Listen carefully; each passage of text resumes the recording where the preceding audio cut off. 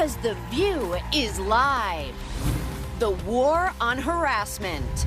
Charges of inappropriate behavior pile up, from Hollywood to DC to Ellen. Warning signs. Does the Zodiac determine whether you're an absolute nightmare in a relationship? The ladies are reading their horoscope. Plus, Jenna Hager and Barbara Bush are live on The View. They're opening up about what life was really like growing up in the White House during the toughest parts of their dad's presidency. 2 airplanes have crashed into the World Trade Center. Hot Topics are in the house with Whoopi, Sarah Haynes, Paula Ferris, Sunny Hostin, and Meghan McCain. Now, let's get things started.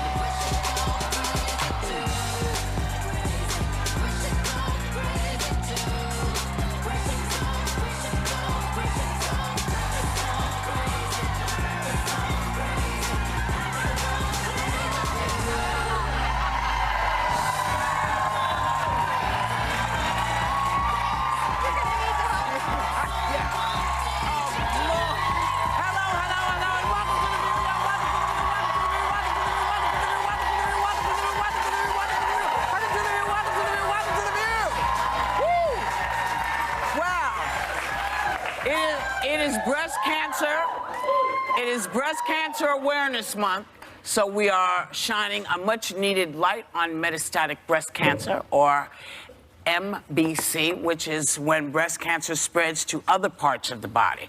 And we're honored to partner with our sponsor, Eli Lilly and Company, who come along with others in the breast cancer community, and they're focused on providing more awareness, research, and solutions for women and even men living with metastatic breast cancer, because people forget that men can also get it. Yeah. Because, you know, men don't talk about it, so we're going to help shine a light. Can't forget them. Over the last few years, there has been progress in distinguishing metastatic breast cancer and developing new treatment options, but there's still so much more to be done, and we're here to lend a hand. In our audience, we have Jennifer, who's living with MBC.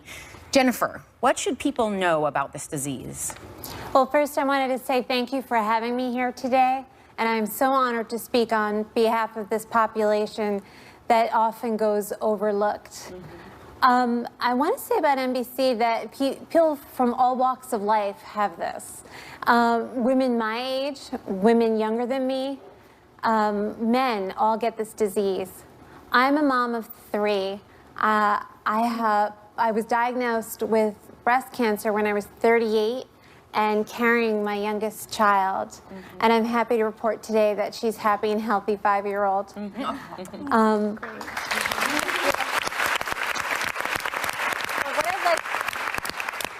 But everybody has different ideas about what somebody is going through living with MBC. We just want to have normal lives. We don't always look sickly when we're undergoing treatment, and we just want to live longer. And the way to get there is through funding and research, and that's what gives somebody like me hope to move forward. Yes. Jennifer, I understand you've actually created conversation cards to help people talk about cancer. Can you tell me a little more about it? Yeah, when I was diagnosed with MBC, I had a lot of anxiety about how to deal with this new turn of events.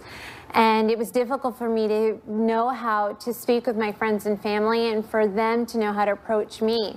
And that's what gave me and my friend Andrea here to create the idea to create cancer conversation cards.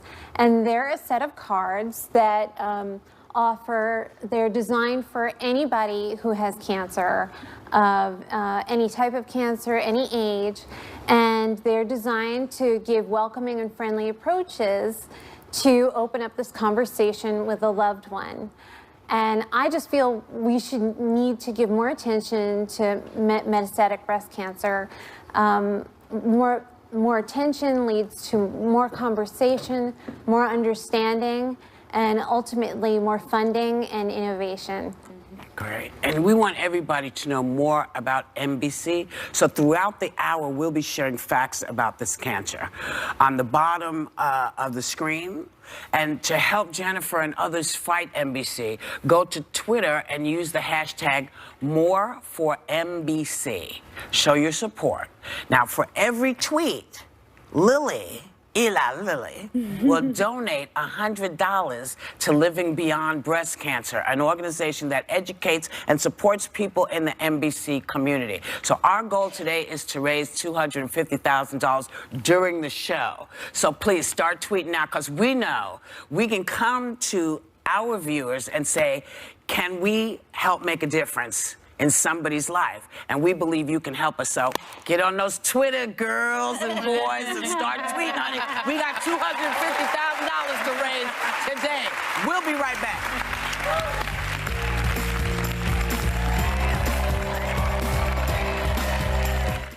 Go on, just try to catch your breath, America.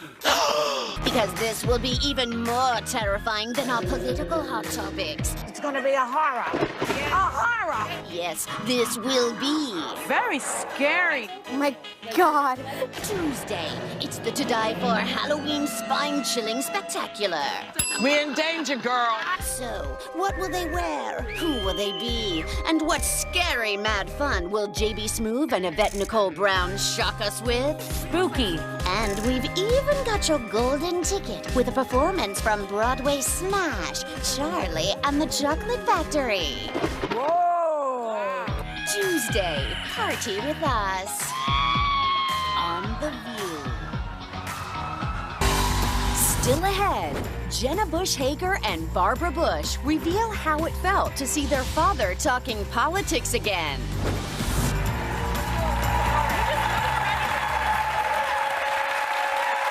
Welcome back.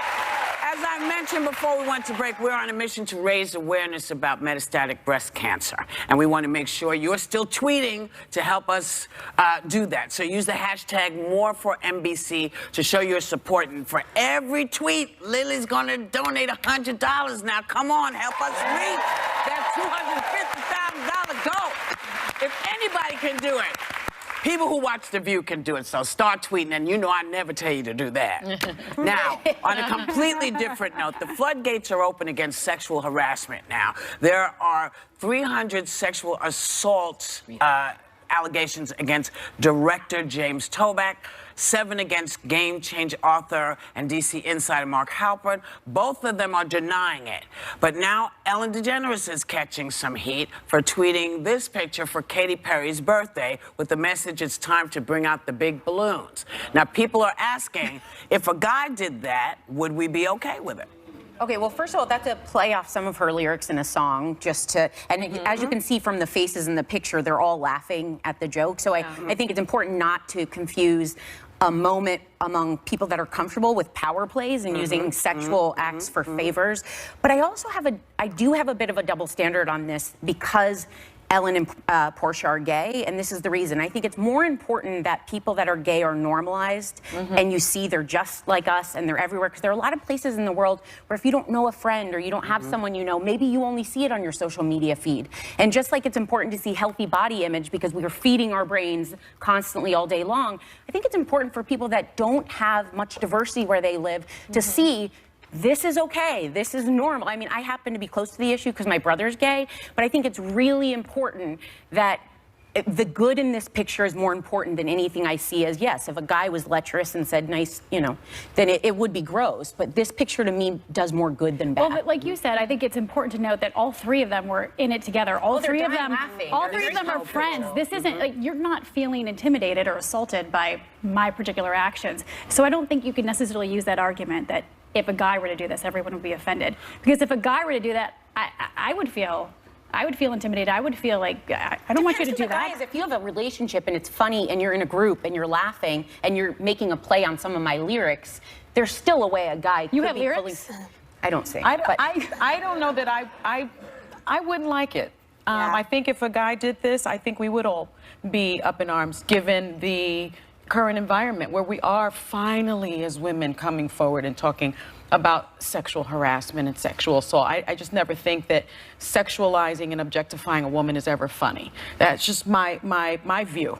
But I wonder. Don't like this. You don't, I don't like it either, I don't because like I've had this done to me before, where, I mean, I'm not a skinny girl, and I've had really big boobs since I was 15. Yeah. And I think sometimes people think that, like, it's a party trick of some kind, and I've literally had to tell people, like, please don't take. I remember a really good friend of mine took a picture like that on my birthday, and I was like, can we not, like, make a face like this when I'm, like, holding a martini and wearing a low-cut dress? Sexualizing. If you're okay with it, if Katy Perry's like, whatever, I'm a pop star, I'm okay with this, fine, whatever. But just, like, I think anytime when you're talking about women's bodies, especially right now, and it has nothing to do with the fact that they're gay or not gay. I think there's such hypersensitivity right now, and for me, I'm relieved that we're finally having these conversations, that so many things that are open secrets in the industry. I mean, Mark Halperin is a very well-known political journalist. He wrote Game Change about my father's campaign, which was turned into an HBO movie. I believe he won a Golden Globe Award. These are people who are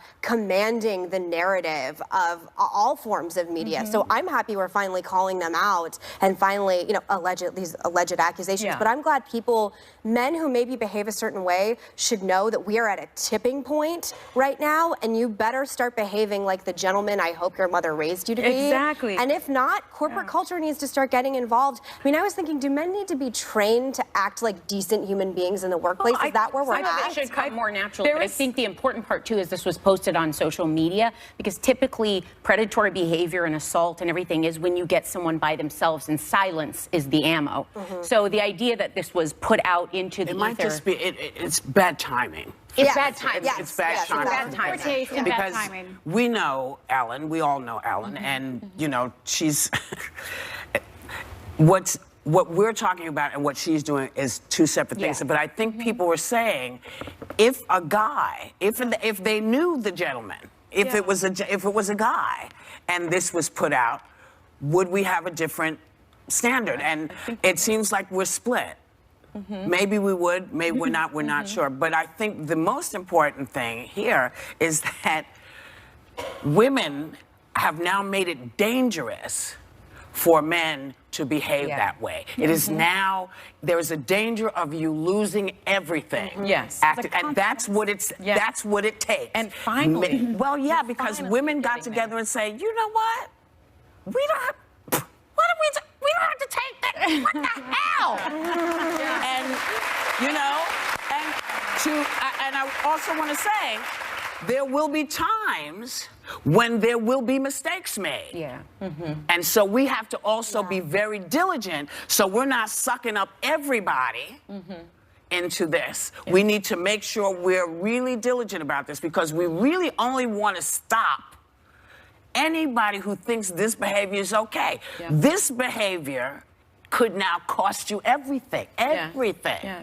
And it should have always been that way. I mean, if you think about it, a federal judge ruled in 1977 that this kind of behavior was illegal. So it's been 30 years, and we are still talking about it. I mean, Anita Hill, I think that was a watershed moment. Everyone's like, we are really gonna, you know, women are not gonna be sexually harassed in the workplace. That was a long time ago, Remember and now when you it said still about, continues. Megan, that you wish someone had warned you in certain situations if there had been allegations against someone and you sat down with them. In one of these allegations against the director Toback, when the girl came home and said to the agent that was really uncomfortable, he said, yeah, I've heard that story before. Why would you send someone into a situation you're aware of the mistreatment? But I do think what you're saying about, like, the picture with social media, I agree it's really bad timing. I don't like it. But there's a big difference between a photo on social media and sexually assaulting a woman in a hotel room. And I think we're blanketing it too much into one thing. It is not the same thing at all. And I do agree with you that we really need to start, you know,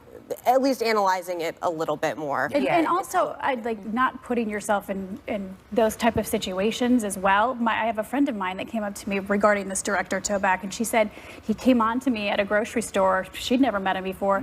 He gave her his business card, and so she called him up. You know, he said, "I want to make you a star." She called him up. That's a telltale sign. No, but in the phone call, he says, "I really need to, you know, get to know you on every level, on a sexual level." And she's like, "Okay, goodbye." So she knew right there. She cut off any sort of contact with him. She wasn't going to put herself in that type of situation. You know, there is no upside to getting your integrity, offering and allowing somebody to take your integrity. There's no upside to that, because you will not feel good in 5 years. You will always have that in the back of your head. Sometimes stuff takes, I said this before, sometimes it takes a little longer, but I'm telling you, when it's you and you did it yourself, nobody can take that from you. Nobody can point and say, well, you only got that because.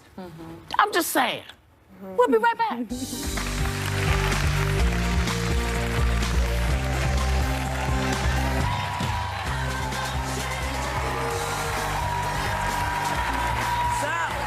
Mission continues to support everyone living with metastatic breast cancer. Keep on tweeting us, help us raise awareness, use the hashtag #MoreForMBC to show your support. For every tweet, Lily's gonna give us $100, so you know what that means. We got a $250,000 goal. We can do this. We can do this. It's a lot of money, but you know what? We can support each other. Yeah. We can support each other, and I know we can hit that $250,000 because I've seen it happen before. Yes, So, now maybe you're wondering why I got all preachy like that. Amen. Well, it's because the 10 Commandments were set in stone thousands, millions, and hundreds of zillions of years ago. But some people are wondering if a little editing is in order. Don't hit me, God. Not me. In order for the world we live in now. So some people think we need to lop a few commandments off. They would like to lose, just saying, don't worship idols. Okay. Don't take the Lord's name in vain. Oops. Only 38% say that. Worship no other God and keep the Sabbath day holy. Less than 1 in 3 say this is important. And this was a poll conducted by British Christians. They were Christians. These were Christians that were saying Yeah. this was the number that got me, that 94% still believe that stealing and killing are important. I want to know about the 6% that think stealing is okay, killing is okay. It's crazy to me. I mean, Killing's okay. they're the 10 Commandments, not the 10 suggestions. Yes. Like, you're supposed to, I mean, I grew up a Catholic girl. You're supposed to follow the commandments. I mean, they're not only, I think, the basis of our Christianity, Christian faith, but also of the law. Like, when you study law, they talk about the commandments and sort of right and wrong and how you see it in biblical times as well. So I don't know how you lop any of them off. Well, I so mean, now which one do you get rid of? 10 was already being a little skimpy. I mean, if Right? you only have 10 to live could by. follow but them. some of these I don't think I realized were commandments, and I was maybe I'm said, getting a I little am rusty. the Lord You're thy like, God, don't thou commit shalt have murder. no other gods before me. Well, that too, Yeah. but That's what that, don't, you know. using the Lord's name in vain. My mom used to say Yeah. that all the time. I've gotten a little rusty on that, but I didn't realize I was. Do like, you? it was Do you one say, of the- oh my God? Or, Well, oh my yeah, gosh? just when I'm excited. I don't My think sister that's gets what mad they at me. meant. I don't think that's what they mean. When they I say, think like, they I mean think GG. G, yes. Do you think part of this just is a societal thing that we seem to have like gone back so much on what is ethical, what is moral? When I was growing up, I also went to Catholic school. I grew up Baptist. I always thought I was going to hell. Like Catholic guilt is a that's real what we thing. teach, Like yeah. I always was like, I'm going straight. Like I would always be like, I'm going straight to hell That's guilt, because isn't I'm it? thinking about a Catholic hot guilt. guy. If you Like think whatever. you're going to hell, So- where do you think I'm going? So I mean, We Catholics are Presbyterians very did good not at feel that. the same But way I about will that. say, when I was Or feel good. the best piece of advice I ever got, my dad told me this when I was 15, and I live by it, and everyone in my family lives by it. He said, "Don't lie, cheat, or steal. Everything else is fair game." And I think that's actually the commandments that if all of us just stuck by, it might make life a little bit easier. 6%. Commandments of John But you're McGee. doing the right thing, because one of the 10 Commandments says thou shalt honor thy mother and father. That's right. That too. So That one's you're not listening to negotiable. But your there's things dad. like, I mean, you know, not to get too TMI, but like if you're having sex before marriage, that's a big one, you know? That's And not like, in the- That's not in the in the commandments. but it's Not in still, the- but when you go that's to 10 Catholic is- school, The That's 10 not- it's not no, that. the but 10 when you go to Commandments. Catholic school, that's a very big no-no. Well, what they never. Here's the thing about Catholic school, okay? Because I also went. I know. Catholic school in the early 60s and how it was in the 70s is very, very different. Because when John the 23rd decided that he needed people to understand that the Catholic Church recognized that there would be shifts in things, you had that ability to make those decisions and say, you know what, I think I'm going to go this way. And once we took this idea that you had to have 400 children out of the equation, I think people felt a lot better.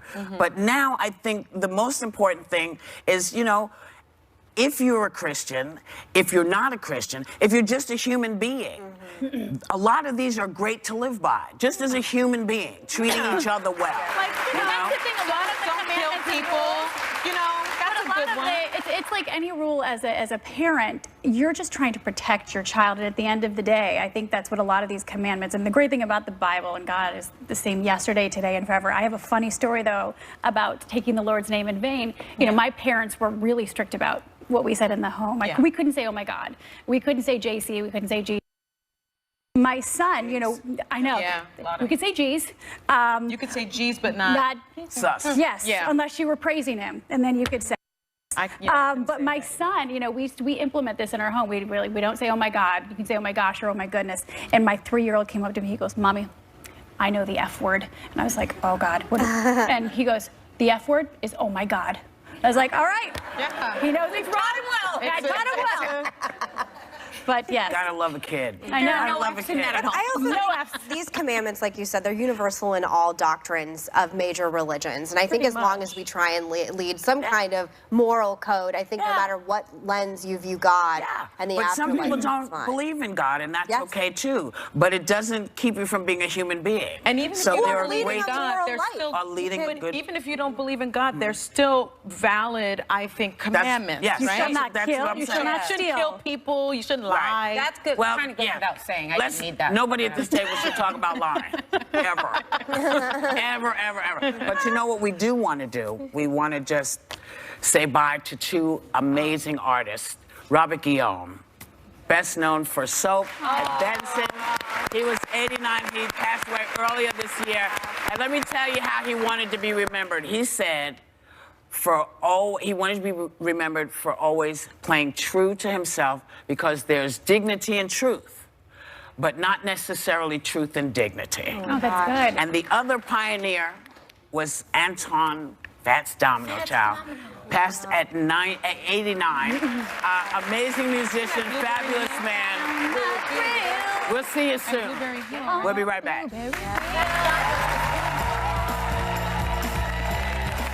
When you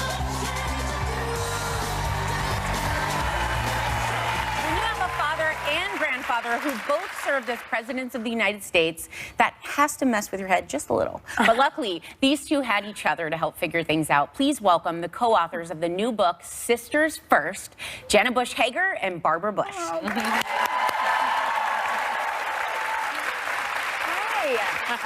And I body double. I know, and people wonder on social media about why we call each other body double. People think that Jenna and I look alike on air. So when we worked at the same place, they could never tell us apart. Which we liked. I mean, which we loved. Who doesn't want to look like Sarah? I was honored to be the body double. Sorry, twin. No threat there. I take it. But we want to see, first of all, this book. I am a friend. I go back with Jenna a little bit. I learned so much about you guys in this book. It's a love story not only to each other, which was your intention, but I think it's a love story for families and how you can disagree and you can still like choose each other first, like your parents, your grandparents. A lot of crying, but also a lot of laughing in this book. But we want to start by seeing if you can give us some DC inside scoop. Yes. Now, Jenna, you didn't know the answer to this earlier in the week because I asked you. Yes. But last weekend, while President Clinton was speaking at the hurricane fundraiser, your dad was standing behind him and whispered something that made President Obama lose it. Y'all, the thing is with my dad, I'm always like, Dad, do not go viral. You know? And he's like, what does viral mean? And I'm like, for example, do not put the poncho over your head. He just can't help himself. We do know. We know what he said. What did he say? I hate to say we know because we know, but we can't talk about it. Oh, no. Wait, but is it as funny We'll as it tell looks? you when we're off the air. Is it? Oh, my God. Is it racy? funny? Yes, it It's must be not a little racy. racy. No, no, no. It's First not of all, racy. I love that poncho moment. Just FYI. It's my I love favorite it. meme. It just, I don't know. I thought it was so Do we have it? endearing. I don't know. We can look it up again. I think he so- really wrestled with that. It was a long I don't know time. who won But, at the end. but by the way, I was like, Dad, you know, it's the inauguration. People will be watching you. Just don't do anything. Yeah. And he couldn't help himself. I love that he was the president, and the daughter's like, "Come on, Dad, don't embarrass us." Well, talking about your father, he hasn't really spoken out that much since he left office. But last week, we did see him return to politics to talk about the current state of the country. And I just thought it was incredible, an incredible moment. It really was. To see him again. Yeah, it was an incredible moment, and he was so strong. Why do you think he chose to do it at this time? Well, he has been purposefully out of the media and really has not spoken about any politics in our country, but he was given the chance to give a speech then, and everything he said is not anything that he didn't say when he was president, which is pretty interesting. He's very values-driven. He's very much knows who he is, which has been lucky because we know who he is. But what's interesting is everything he said now seemed different because it's such a different time and a different context in which he said it. Yes. So we were really proud of him, but not surprised at all because that's how we've always known him. He's just steady. He's steady as can be, even though he's spunky. Steady and spunky. Steady as a rock. So steady that I wake up to a text message from him every single morning at the same exact time. Oh, wow. I write Which, this by the in way, book. I don't. I'm like, does that say something about me? Just kidding. No, it just says that he's a steady little rock, and he started because I was brokenhearted once. Oh. And he would call me every day to check on me, and then he just never stopped reaching out every day. So that's the sweetest, the cutest. That. One of the interesting things to watch is this sort of renewed love for your father. Even Joy says she misses him on the show. Yes, she does. She says it on air and off air. Coming to an end. But is that strange for you? Because I know it's strange for me to have people be sort of nostalgic for different kind of Republicans. Is it weird for you? Well, first of all, our dad admires your father so much, so I'd be remiss if I didn't say and we admire your dad. We spent some time with him over the years, and he's hilarious. Thank you. And your grandmother is a true American treasure. She's so wonderful. The times I've spent with her, I think people don't see how funny and charming she is. And you can't get on her bad side because then she'll be the enforcer. She's lovely to me. Good. She, but no, I mean, it doesn't surprise us because, as Barbara just said, it's who we've always known he is. But it feels good, of course. Yeah. Well, it does, I'm sure. Now, because you're part of the Bush dynasty, you know, you've had a grandfather and a father in the White House, people think that they know you. They feel that they know you, especially you, Jenna, because you're on television every day. What do people say when they actually meet you? Because people will say to me, you know, you're so much thinner in person. Oh, yeah. I'm like, thank you so much for That's that. not a compliment. No, it's not. I hear that too. Well, people will say to us, like, y'all are so normal. And that feels like a compliment. But it's also like, aren't we exceptional? Yeah, we're like, we're incredible. That's kind of what we want to hear. But of course we're normal, and we write a lot about this in Sisters First too. Yeah. Our mom's parents live in Midland, Texas, and y'all, no one here probably has ever heard their name. And while on the flip side, our dad's family has an airport named after them. And so we grew up in Texas with just an extremely normal life, and that was our life. And then our dad ran for president when we were in college. So it's kind of two different lives. It was the before and after. By the way, this picture kills me because I feel your pain. I also was dressed up in American flag crap my entire life, and it's really embarrassing. That picture was actually on Awkward Family Photos. Because it's awkward. Jen, you guys talk a lot about the different sides of your family, but one thing I found interesting is you talk a little bit about sometimes the distance you had with your mom as twins. Well, we write about how mother-daughter relationships can be complicated. I mean, always are. And we adore our mom. But as a little girl, I was a tomboy, and so I think my dad understood, and I think I have my dad's sense of humor a little bit. So he got me a little bit more. But my mom was an only child. The infertility is run on our maternal side for 3 generations at least. And so I feel lucky to have 2 little girls. Adorable little girls. Makes me want to cry. But so our mom, the inverse, the opposite of being an only child is to have twins who just are together all the time. And we always made each other feel like enough, but we also gave each other permission to act like naughty. a nut. Act naughty. And she kind of always wanted a sibling. Oh, she did. And she loves having twins. She felt like there was something really beautiful of each of my parents having one child to hold. Although you've been the private twin, right? You're The elusive, elusive twin. Is there something really embarrassing about her that you would tell us about? Well, I mean, now's the moment. Well, there's nothing that embarrassing to tell about you. No dirt? Not that I can think of yet, although she did just sweat a little bit. Thank you. I was a little hot. The fabric doesn't hold up well. But you blow dried it and took care of it. I blow dried it 5 minutes ago in the back.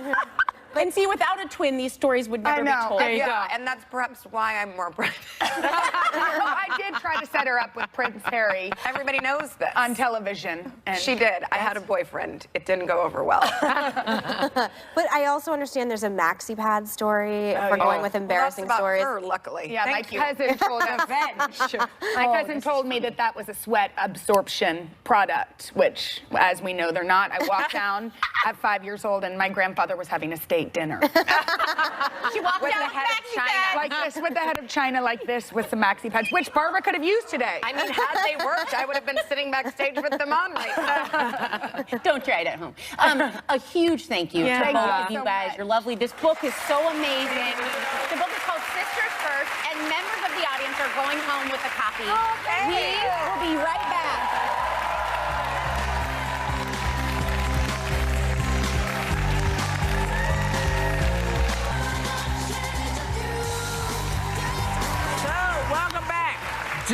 Please do not stop tweeting to help us do more for metastatic breast cancer. Use the hashtag #MoreForMBC to show your support. And for every tweet, you know what I said, Eli Lilly's going to donate $100 to help us reach our goal of $250,000.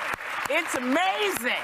It's amazing what people can do when they put their little fingers on that thing. So, what's happening with you? Well, there was a birthday yesterday. And I don't want my girl P to think we forgot about her. So,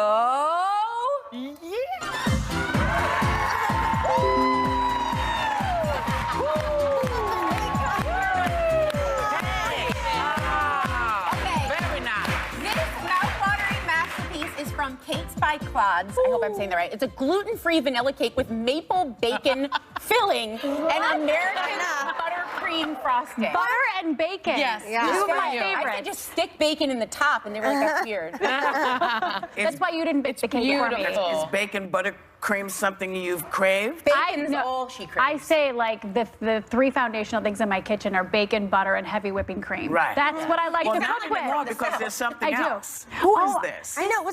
This is the newest member of our family. This is little Addison. We call her Addie. Wait, which is dog's name is Addison? Yes. Addie.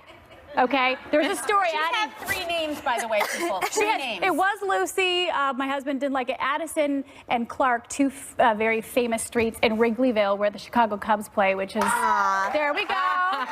Why not Wrigley? Because she's kind of Wrigley. I know. We did that. That was actually on the list. But we got her 2 weeks ago. She's very mellow. Wrigley. She's super mellow. How old is she? She's 10 weeks, and as my daughter said, life's not easier with a dog, but it's so much better, and it's so true. Well, you can say so the same of children.